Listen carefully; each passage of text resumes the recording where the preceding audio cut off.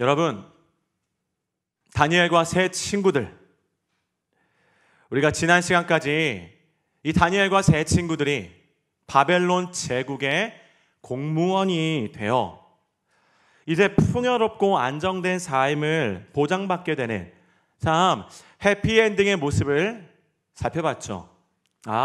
참 어려운 시간에 잘 견디고 이제 그 힘든 그 끝에, 여정의 끝에는 좋은 결과가 찾아왔구나 라면서 이제 정말 안정된 삶을 살고 더 이상 노예, 전쟁포로라는 그 아픔과 그 수치심에 있지 않아도 되겠구나 라는 생각을 하며 지난 시간에 말씀을 봤습니다. 그런데 여러분, 이게 무슨 일인지 왕의 신하가 된 지 얼마 되지 않아서 다니엘과 세 친구들에게 절체절명의 위기가 찾아왔습니다. 느부갓네살 왕이 바벨론의 모든 학자들을 죽이라고 명령한 거죠. 즉 다니엘과 세 친구들까지 사형을 당하게 된 것입니다. 왜냐하면 이 왕이 바벨론의 학자들을 불렀죠. 자기 앞에 불러서 내가 어젯밤에 무슨 꿈을 꿨는지 그 꿈의 내용을 알아맞혀라 라고 명령했는데 이 학자들이 황당해하면서 왜 우리에게 신의 영역을 묻냐면서 부당하다고 말한 것입니다. 그러니까 이 왕이 불같이 화를 내면서 바벨론의 모든 학자들을 몰살하라고 명령했어요. 그래서 다니엘과 세 친구들까지 하룻밤 사이에 사형수로 전락한 것입니다. 여러분, 그런데 놀랍게도 다니엘은 이 소식을 듣자마자 어떻게 했죠? 왕에게 나아갔어요. 그러면서 폐하, 저에게 시간을 좀 주시면 꿈의 내용과 해석을 모두 알려드리겠습니다 라고 말했어요. 인간의 두려움이 있잖아요. 인간의 그 근원의 두려움, 그 한계를 뛰어넘고 무한 도전을 선택한 거예요. 여러분, 어떻게 인간이 다른 사람의 꿈을 알 수 있나요? 불가능하죠. 그런데 다니엘은 제가 알려드리겠습니다. 호언장담을 한 거예요. 그리고 귀중한 시간을 얻어냈습니다. 이제 그 기한 안에 꿈의 내용을 알아내야 되는 거예요. 그 성공 여부에 수많은 사람들의 생사가 달린 것입니다. 여러분, 다니엘이 이제 집에 돌아가는데 그 마음의 무게감과 압박감이 얼마나 컸겠습니까? 세상에 왕 앞에서 호언장담을 했잖아요. 제가 알려드리겠습니다. 제가 꿈을 해석해드리겠습니다 라고 말했는데 여러분, 하나님이 안 가르쳐 주시면 어떡합니까? 방법이 없는 것입니다. 괜히 나섰다가 하나님 얼굴에 먹칠하고 세상 사람들 앞에 부끄러워지는 것입니다. 게다가 자신의 죽고 사는 문제가 달렸잖아요. 수많은 사람들의 목숨이 달렸잖아요. 얼마나 부담이 됐겠습니까? 극심한 압박감이 있었을 것입니다. 우리 같았으면요, 내가 왜 그랬지? 땅을 치며 후회했을 거예요.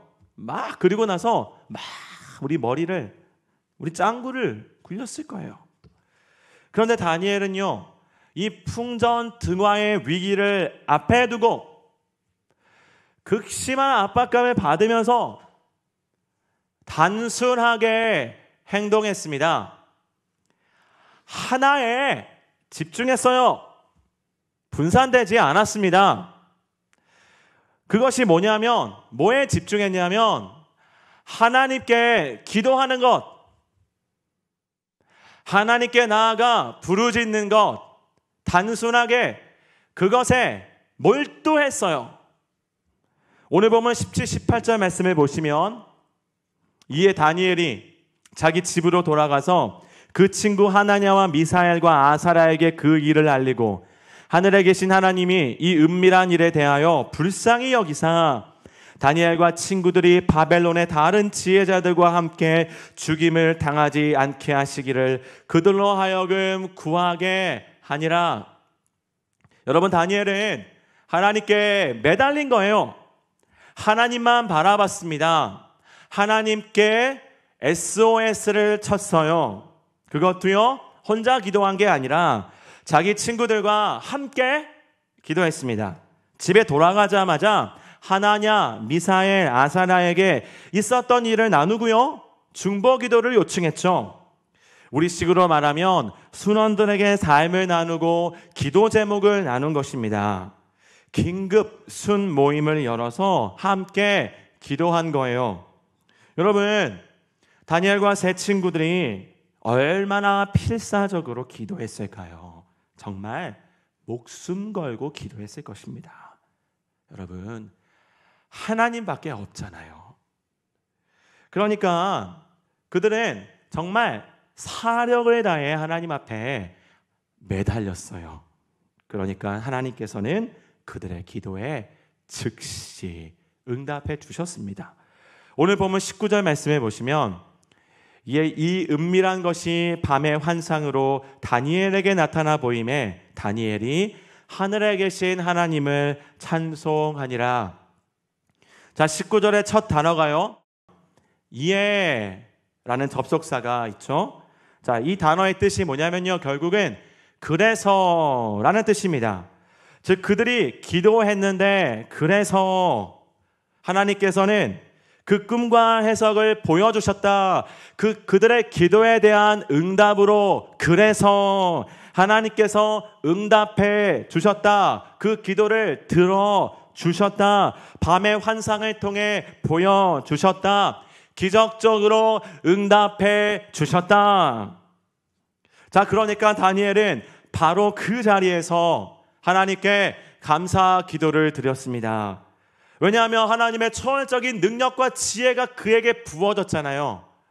그러면서 그의 찬양의 기도 가운데는 하나님이 나에게 이 초월적인 능력과 지혜를 주셨습니다. 하나님은 모든 왕 중의 왕이시고 왕들을 세우시고 왕들을 폐하시며 하나님으로부터 권세가 있고 하나님으로부터 지혜가 있고 하나님으로부터 모든 능력이 있습니다 라는 하나님께 영광과 찬양을 드리는 기도를 하는 거예요. 여러분, 저와 제 아내가 시카고에 살 때 겨울방학을 맞아 켄터키 루이빌이라는 도시에 놀러 가게 되었습니다.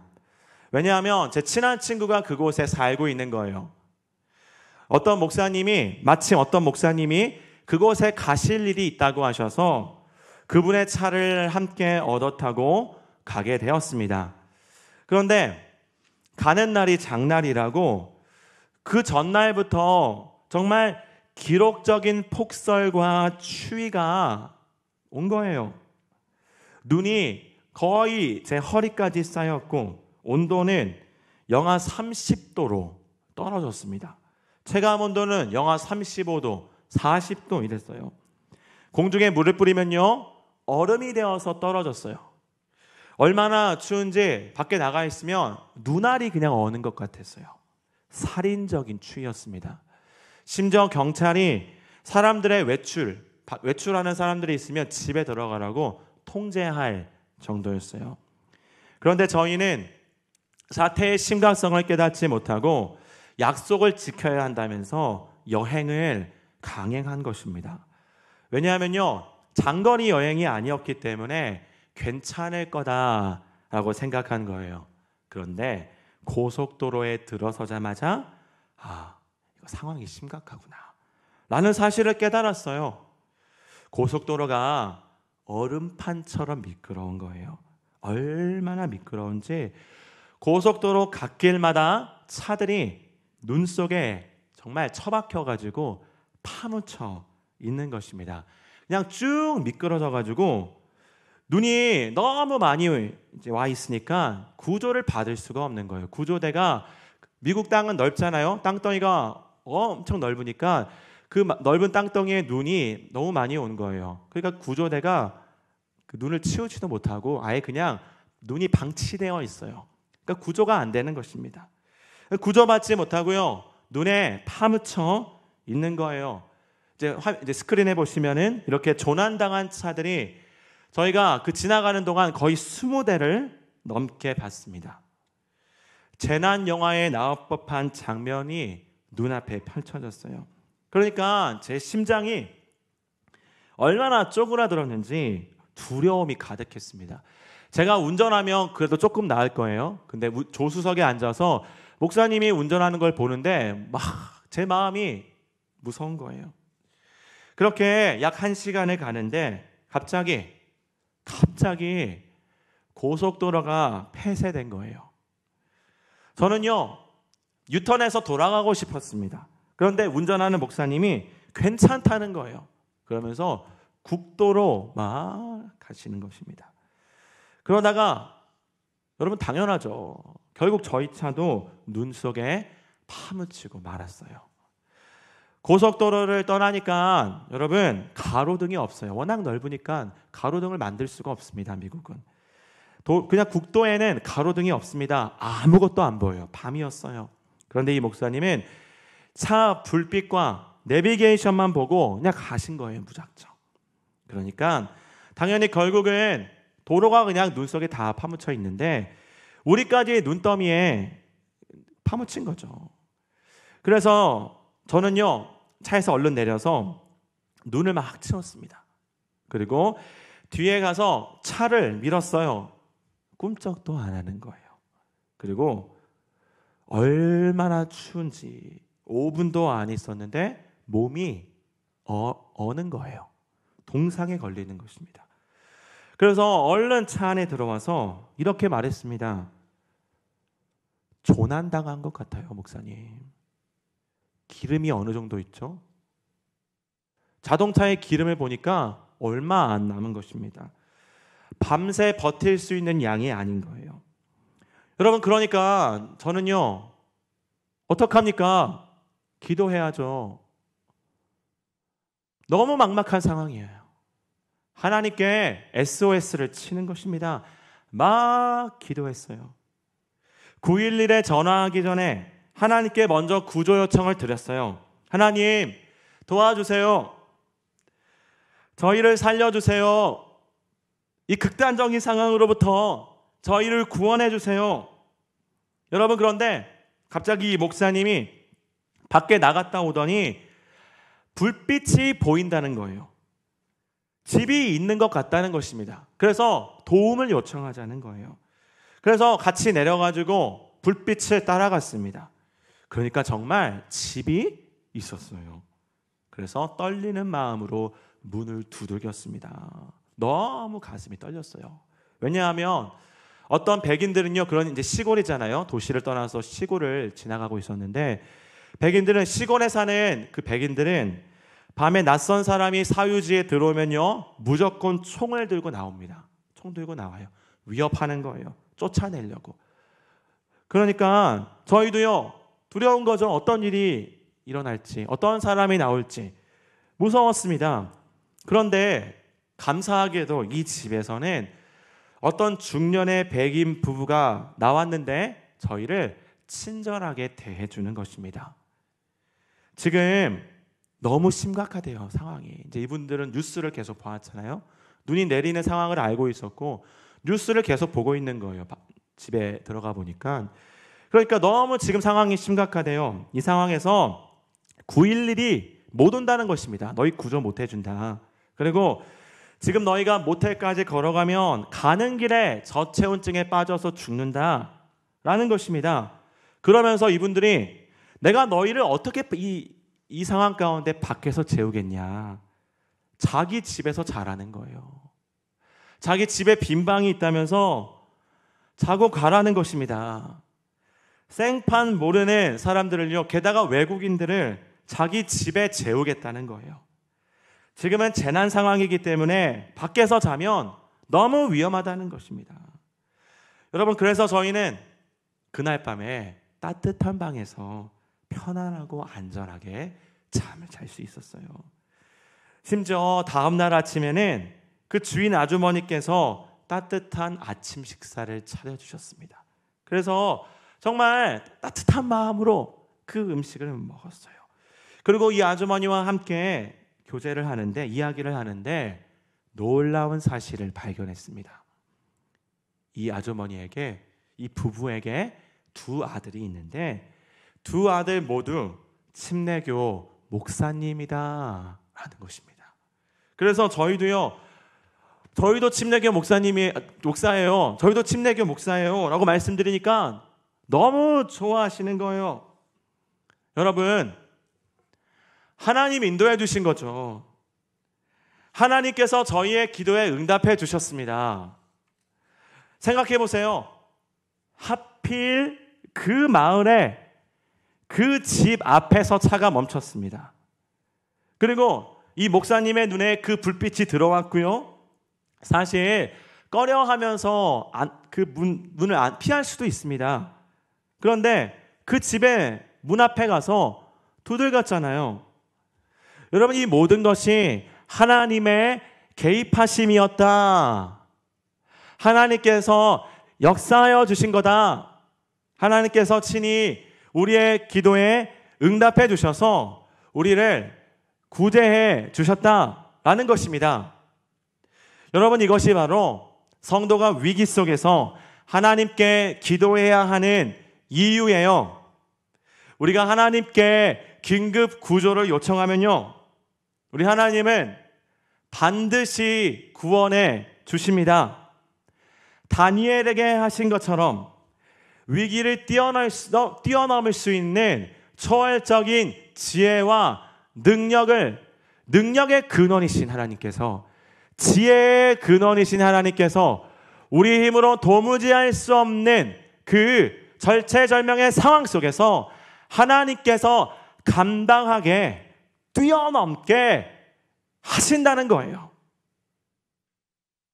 그리고요, 저희에게 하신 것처럼 피할 길을 또 열어주세요. 그분이 피난처가 되어주신다는 거예요. 여러분, 그래서 하나님께 기도하는 것이 최고의 위기관리법입니다. 가장 효과적이고 확실해요. 다른 위기관리 노하우가 사실 필요 없습니다. 여러분, 그런데 어떤 사람들은 인생의 위기를 만나면요, 자기 머리부터 굴리기 시작합니다. 그리고 인간적인 방법이 다 실패했을 때 그때야 비로소 기도해요. 즉, 내 힘으로 해보겠다는 거예요. 내 힘으로 할 수 있다는 거예요. 내가 내 자신을 구원하겠다는 것입니다. 여러분, 이것이 뭐냐면요, 반복음입니다. 복음과 반대된 것이다 라는 거예요.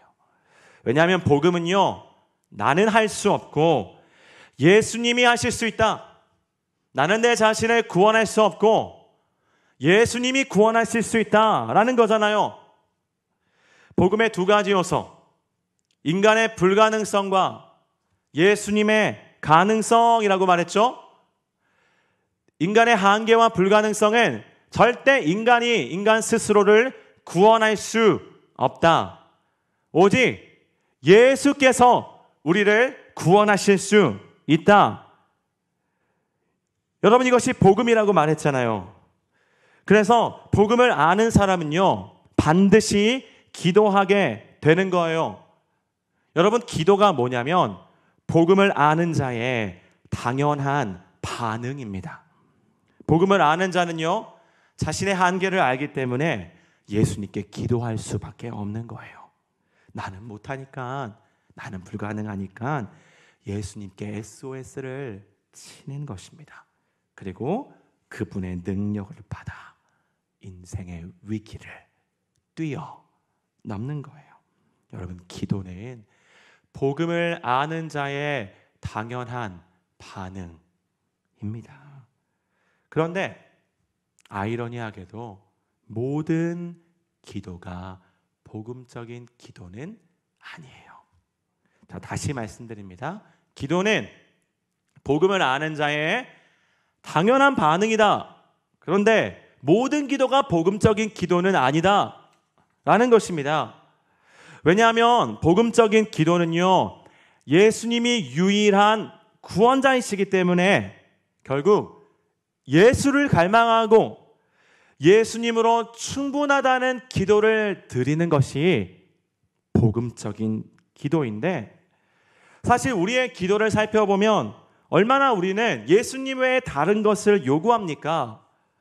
우리 정욕을 따라서 하나님께 노골적으로 기도하잖아요. 얼마나 달라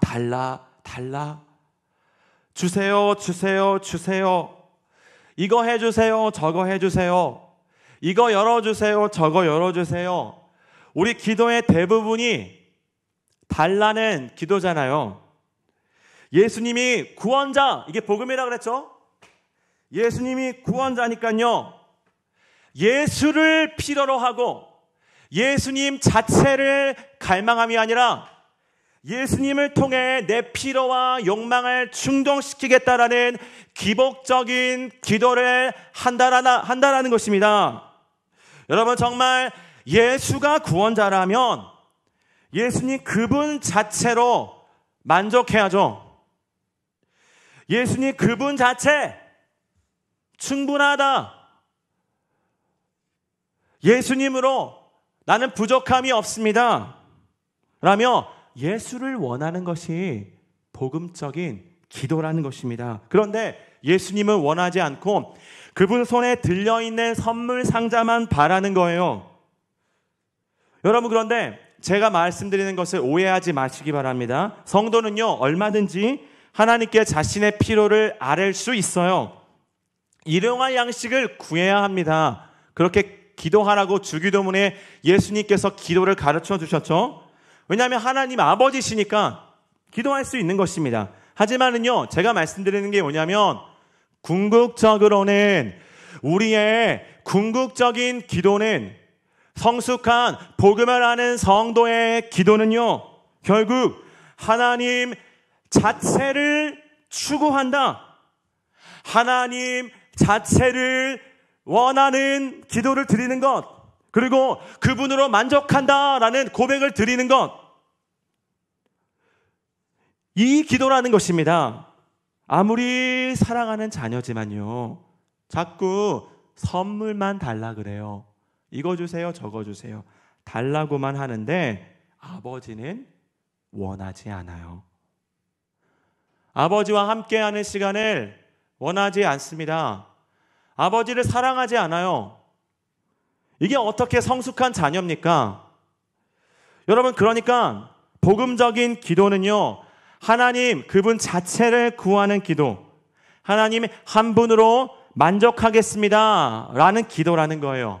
자, 성경적인 예를 보여드리면 시편 42편 1절 말씀을 같이 봅니다. 시편 42편 1절 같이 읽겠습니다. 시작. 사슴이 시냇물을 찾기에 갈급함같이 내 영혼이 주를 찾기에 갈급하니이다. 여러분, 여기서 헐떡 찾기에 갈급하다라는 이 단어가 목마른 사슴이 헐떡거리며 시냇물을 찾는 그 그림을 보여주는 단어입니다.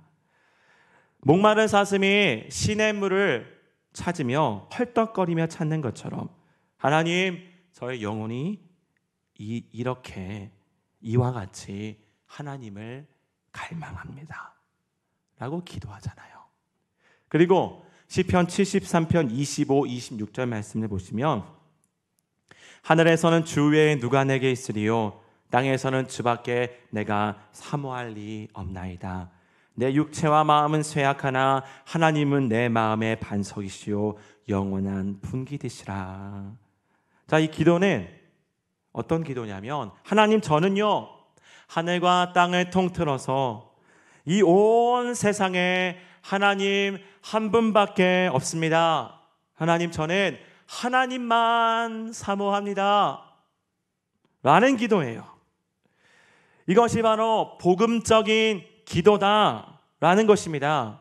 왜냐하면 그분이 유일한 구원자, 절대적인 구원자, 완전한 구원자, 부족함 없는 구원자, 구원의 시작이요 완성이신 영원하신 구원자, 진짜 구원자잖아요.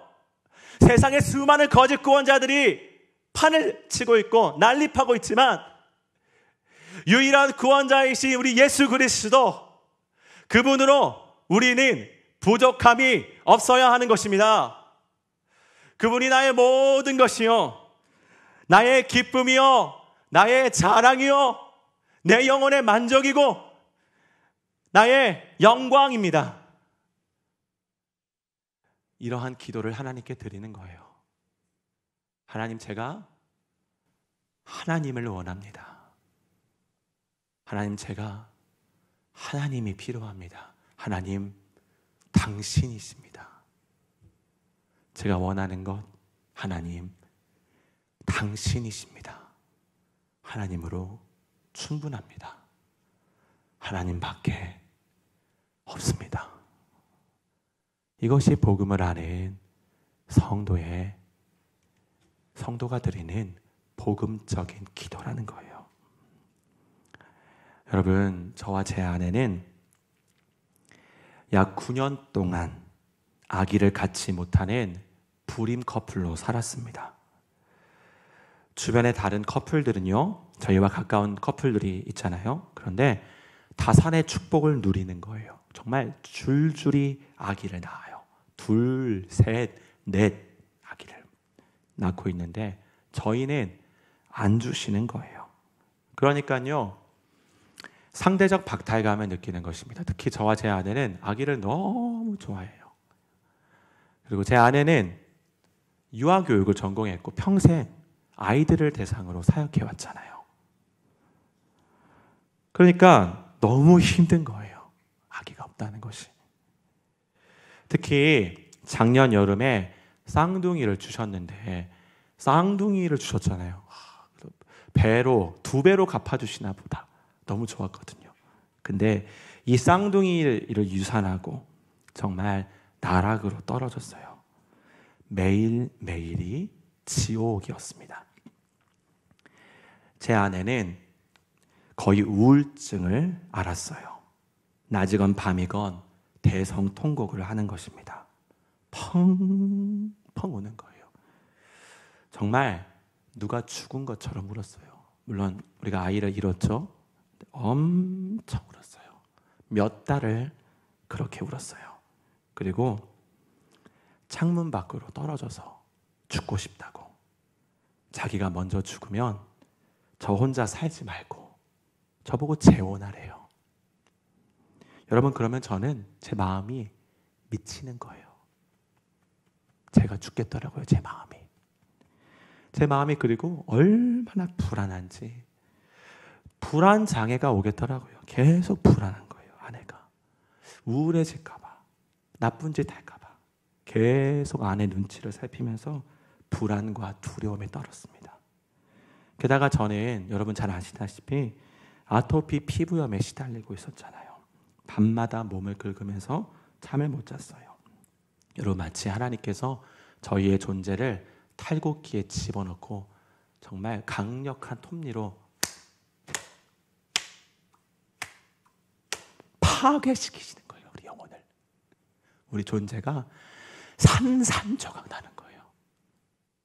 죽는 게 낫다. 아니면 용광로에 집어넣어가지고 저희를 다 태우시는 것입니다. 불순물을 태우시는 거죠, 사실. 우리 안에 있는 자기 중심성, 하나님 노릇하고자 하는 것, 이 죄의 찌꺼기들, 내가 내 인생의 주인 노릇하고자 함, 그리고 하나님을 향한 불신, 우리 안에 이 죄성을 녹이시고자, 불순물을 제거하시고자 용광로와 같은 환란 속에, 그리고 탈곡기와 같은 환란 속에 우리가 들어가 있는 것입니다. 그래서 저는요, 하나님께 이렇게 기도했습니다. 하나님, 그냥 죽고 싶습니다. 저 죽여주세요. 죽는 게 낫겠습니다. 아니면 저와 제 아내에게 평생 아기가 없어도 우리 예수님 한 분으로 만족할 수 있도록 복음으로 살아갈 수 있도록, 이 복음을 살아낼 수 있도록 주님 좀 도와주세요. 복음 머리로는 알고 있는데 내 영혼 안에 능력으로 우리 영혼을, 우리 마음을, 우리 감정을, 우리 삶을 지배하지 못하는 것입니다. 예수님 한 분으로 충분하잖아요. 여호와는 나의 목자시니 내게 부족함이 없으리로다. 그런데 끊임없이 내 영혼 안에 이 죄의 욕망이 부족하다는 거예요. 자꾸 부족하대요. 그리고 다른 무언가를, 특별히 눈에 보이는 무언가를 끊임없이 욕망하게 합니다. 이 죄의 지긋지긋한 저주로부터 우리를 구원해 주세요. 여러분, 저는 그 9년의 시간 동안 단 한 번도 아기를 달라고 기도한 적이 없어요.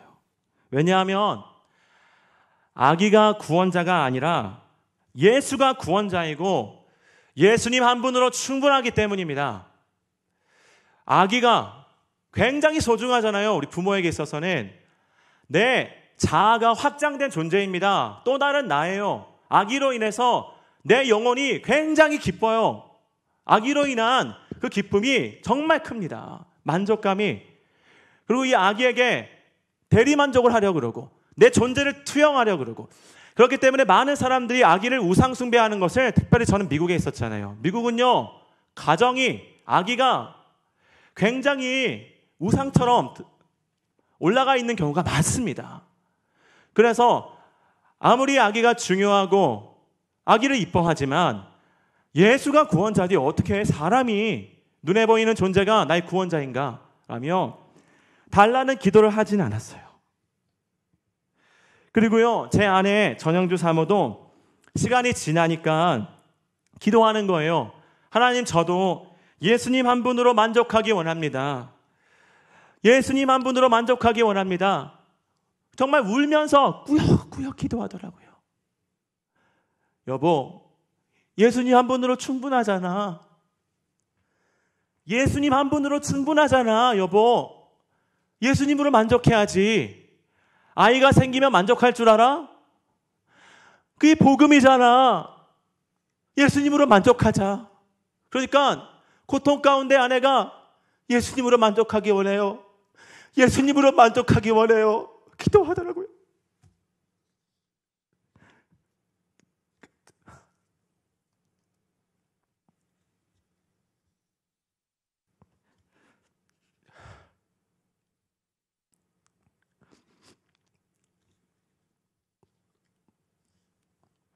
그리고 예수님으로 만족하겠다고 복음적인 기도를 드리기 시작했습니다.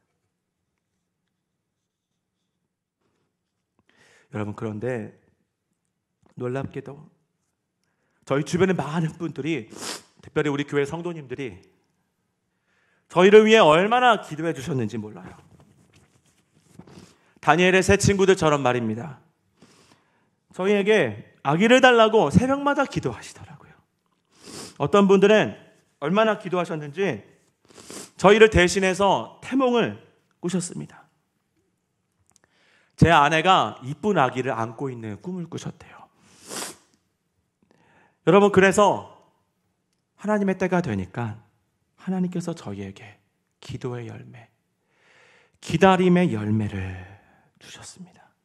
2달 전에 예겸이가 태어났잖아요. 자, PPT를 좀 보여주세요. 건강하게 자라고 있습니다. 얼마나 식욕이 좋은지 몰라요.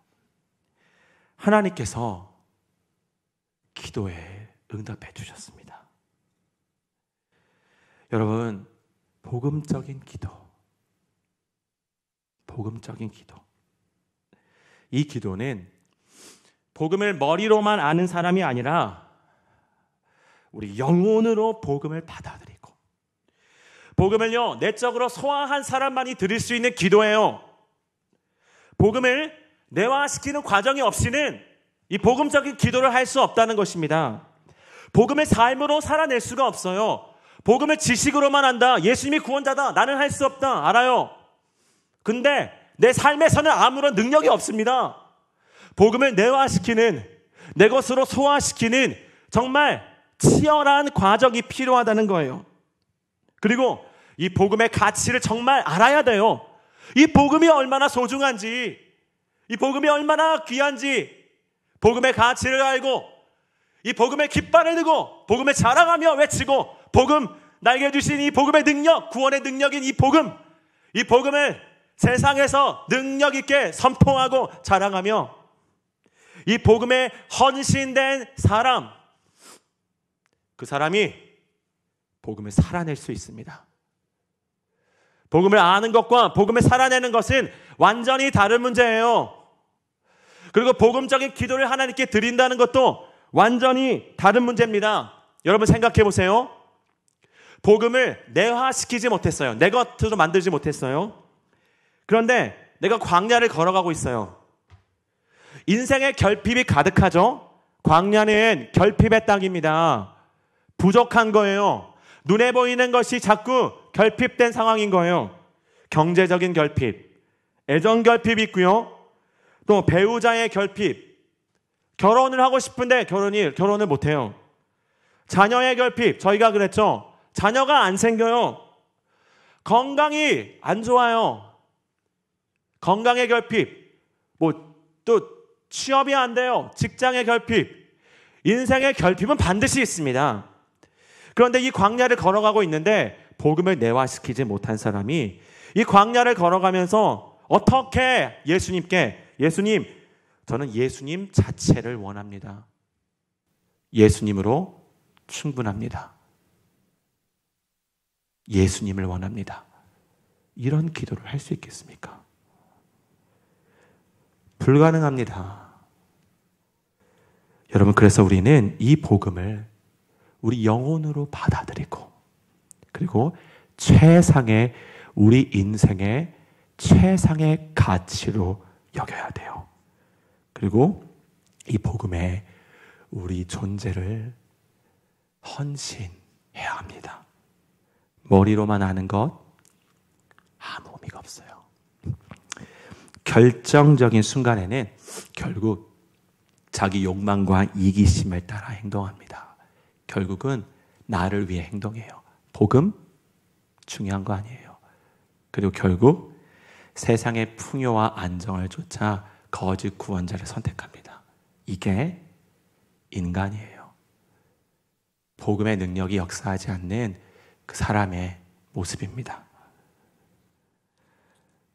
여러분, 이렇게 기도는 복음을 아는 자의 당연한 반응입니다. 그리고 특권입니다.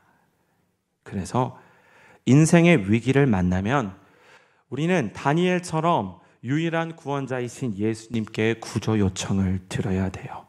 특히 기도의 동역자들과 함께 기도해야 합니다. 그리고 궁극적으로는, 우리의 궁극적인 기도는 예수를 추구하고 예수를 갈망하는 복음적인 기도를 드려야 돼요. 여러분, 우리는 어떻습니까? 인생의 위기를 만났을 때, 그리고 인생의 폭풍우와 기근이 찾아왔을 때 어떻게 반응합니까? 인간적인 수단과 방법을 동원하며 내 힘으로 또 세상의 방식으로 나를 구원하고자 몸부림치나요?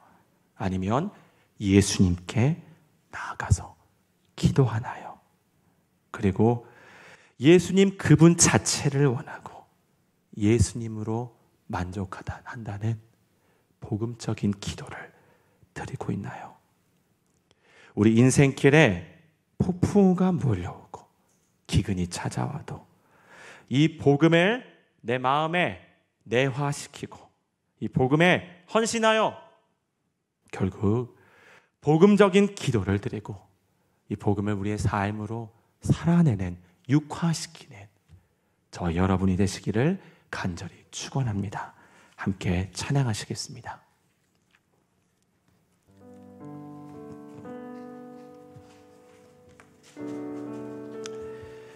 우리 예수 사랑합니다 찬양입니다.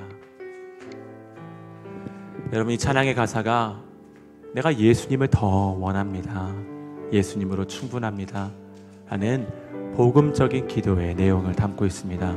우리 이 시간 이 기도를 우리 영혼으로, 우리 마음으로 받아들이고 함께 찬양하기 원합니다.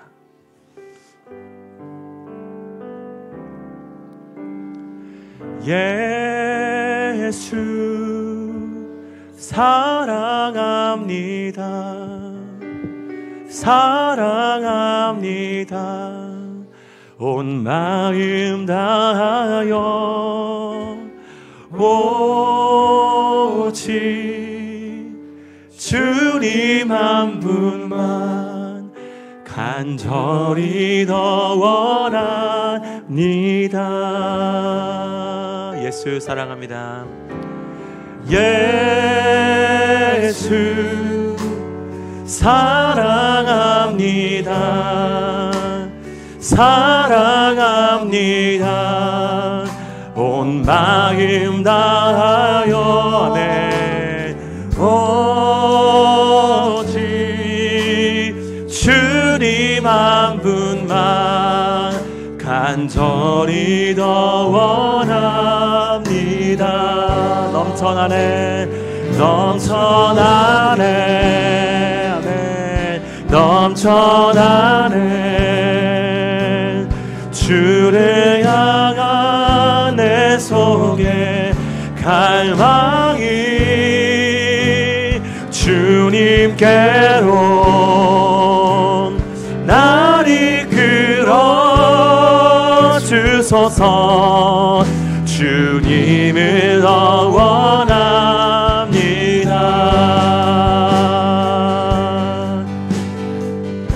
다시 한번 찬양합니다. 예수 사랑합니다. 예수 사랑합니다, 네. 사랑합니다. 온 마음 다하여 오직 주님 한 분만 간절히 더 원합니다. 다시 한번 예수 사랑합니다. 예수 사랑합니다, 사랑합니다. 온 마음 다하여 오직 주님 한 분만 간절히 더 원합니다. 넘쳐나네, 넘쳐나네, 넘쳐나네. 주를 향한 내 속에 갈망해, 아멘. 주님께로 날 이끌어 주소서. 주님을 더 원하, 우리 영혼의 갈망으로 넘쳐나네, 나네, 넘쳐나네. 주를 향한 내 속에 갈망해 주님께로 날 이끌어 주소서. 주님을 더 원합니다. 넘쳐나네, 넘쳐나네. 주를 향한 내 속에 갈망이 주님께로 날 이끌어 주소서. 주님을 더 원합니다.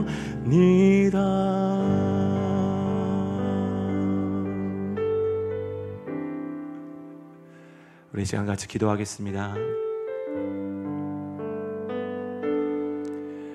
여러분, 하나님이 우리를 얼마나 찾고 원하십니까? 그분이 우리를 정말 우리와의 사랑의 교제와 연합을 위해 그분은 죽으셨습니다. 그분이 자기의 몸을 완전히 찢기고 모든 피를 다 쏟으며 모든 수치와 또 조롱을 다 감당하시며 이 땅에 오시고 또 십자가에 죽으신 그 목적은 우리와의 사귐, 교제입니다. 우리를 원하십니다. 우리 존재를 원하세요. 우리가 봉사하는 거 하나님 기뻐하시나요? 우리가 하나님께 뭘 헌금을 막 드리는 게 기쁨이 되나요? 물론 기쁨이 됩니다. 하지만 하나님은 우리 자체를 원하셨던 거예요. 우리 영혼을 원하셨습니다. 우리 존재 전체를 원하셨던 것입니다. 지금도 원하십니다. 여러분, 그런데 우리는 하나님을 원합니까? 하나님을 추구합니까? 하나님으로 충분하다는 이 복음적인 기도를 드리고 있나요? 아니면 끊임없이 부족하다고 징징징 하나님께 이거 달라 저거 달라, 마치 하나님을 내 욕망의 도구로 이용해 먹는 대상으로 바라보며 그렇게 정말 도깨비 방망이처럼 하나님을 이용해 먹지는 않나요? 여러분, 하나님으로, 예수님으로 충분합니다.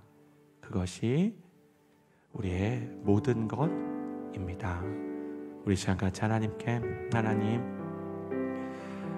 복음으로 구원받았는데,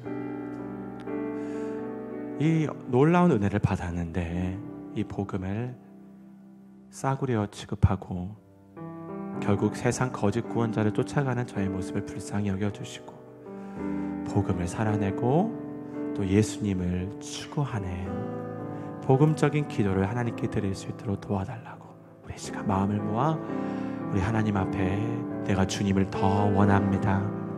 내가 주님을 더 사랑합니다. 우리 시간 같이 기도하기 원합니다. 기도하겠습니다.